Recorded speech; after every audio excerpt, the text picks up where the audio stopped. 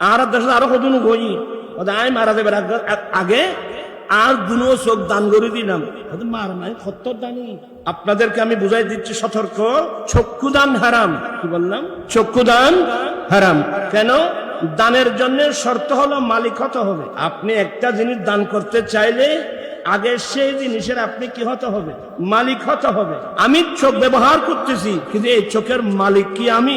এই চোখের মালিক যদি আমি হতাম, আমার ভাইয়ের চোখের চশমা দিয়েছেন, আমার ভাইয়ের চশমা দিয়েছেন, আমি মালিক হলে চশমা দেওয়ার প্রয়োজন কি? আমি নিজে নিজে ফবার বাড়িয়ে দিতাম। আর ফবার কবে কেন? তাহলে চোখের অনেক সময় ফবার চলে যায়, চোখের মধ্যে ভাইরাস আছে, আমাকে চিকিৎসা করতে হয়। তাহলে বুঝতে হবে এই চোখের মালিক কিন্তু আমি নই, চোখের মালিক কিন্তু কে? আল্লাহ। তো যেহেতু চোখের মালিক আল্লাহ, সে তো এক মরণোত্তর চক্ষুদান, এটা হারাম। আর আমি তো, আমাকে যদি আপনি কয়েক হাজার কোটি টাকাও দেন, আমি কিন্তু দিব না। কেন দিব না?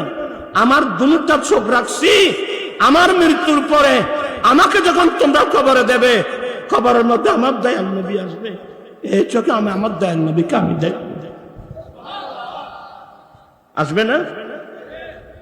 মন করনা কিরের আগে যাবে যে কবরে, মন করনা কিরের আগে যাবে যে কবরে, আমন এ দরদি মদিনা শহরে।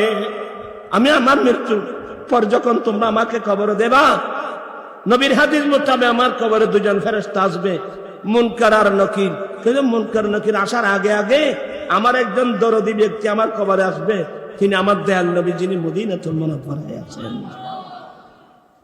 আমার আলা হযরত বলছেন, আল্লাহু আকবার, পেশে নজর वो नौबहार सजदे को है दिल बेकरार,